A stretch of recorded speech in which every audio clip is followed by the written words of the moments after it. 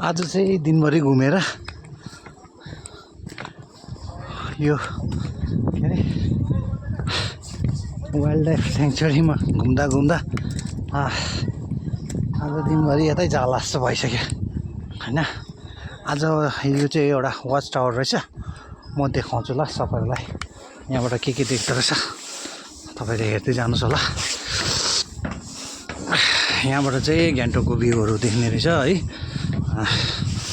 तपाईँले हेर्नुहोस् यो चाहिँ गान्तोकको भ्यू यति राम्रो छ है।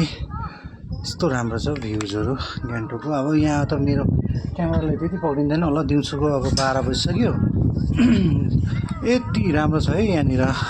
तपाईँलाई म अगाडि क्यामेरा गरेर पनि म तपाईँलाई के अरे यहाँ पनि अब यस्तो छ कि यहाँ चाहिँ अब नानीहरू पिकनिकहरू खेल्नु है, फ्यामिली लिएर पिकनिकहरू खेल्नु आउनु सक्नुहुन्छ।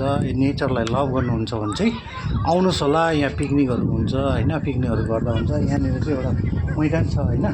यहाँ मैदानमा देख्नु हुँदै होला। यहाँ पछाडि चाहिँ नानीहरू पिकनिक गर्दैछ। त्यहाँ म्युजिक बज्दै रहेछ र त्यसले गर्दाखेरि म त्यता नगएको है। अहिले कपिराइट अलिक भेट्छ होला भनेर चाहिँ मैले म्युजिकलाई एभोइड गर्दैछु। अब तपाईँहरूलाई चाहिँ साँच्चै नै अब म्युजिकसँग के अरे भ्यू यो नेचरहरूसँग तपाईँलाई मनपर्छ, घुम्नु मनपर्छ भने चाहिँ तपाईँले जनवरी, फेब्रुअरी, मार्चमा चाहिँ पिक सिजन हो हैन। यसमा चाहिँ यो पिक सिजनमा चाहिँ तपाईँले रोडोडेन्ड्रनहरू पुरा फुलेको न त वर्षै जानु परेन नि। गान्तोकको मान्छे त यी हमुङ्ला रिजोर्ट यो वाइल्ड लाइफ सेङ्चुरीमा आएर है तपाईँहरूले इन्जोय गर्नु सक्नुहुन्छ।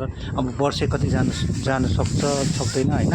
अब नजानु सक्नेहरूले त यता आएर इन्जोय गर्नुहुन्छ। कतिजनाले अब अनएक्सप्लोर भएको जग्गाहरू देखाउँदैन हैन। अब यो जग्गा चाहिँ सायद मैले मात्रै होइन होला, अब अरूले पनि गरेको होला। तर मैले चाहिँ अब फर्स्ट टाइमै एक्सप्लोर गर्दैछु र मलाई पनि राम्रो लाग्यो है। मलाई पनि नेचर मनपर्ने मान्छे हो। तपाईँहरू पनि आउनुहोस् होला, इन्जोय गर्नुहोस् होला। यस्तो जग्गातिर आएर तपाईँहरू यहाँबाट तिनजुरे ट्र्याकहरू जानु सक्नुहुन्छ हैन। तपाईँले यहाँबाट गएर एक दिनको ट्र्याकमा बिहान गयो भने बेलुका बस्नु पनि सक्नुहुन्छ माथि, या त तपाईँहरू फर्केर बेलुका फर्केर आउनु पनि सक्नुहुन्छ। एकै दिनको ट्रायल पनि हुन्छ हैन। यहाँनिर यसो इन्जोयहरू गर्दा यसो फोटोहरू खिचेँ।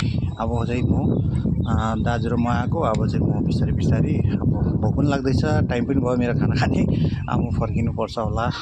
हवस् त अहिलेलाई यति।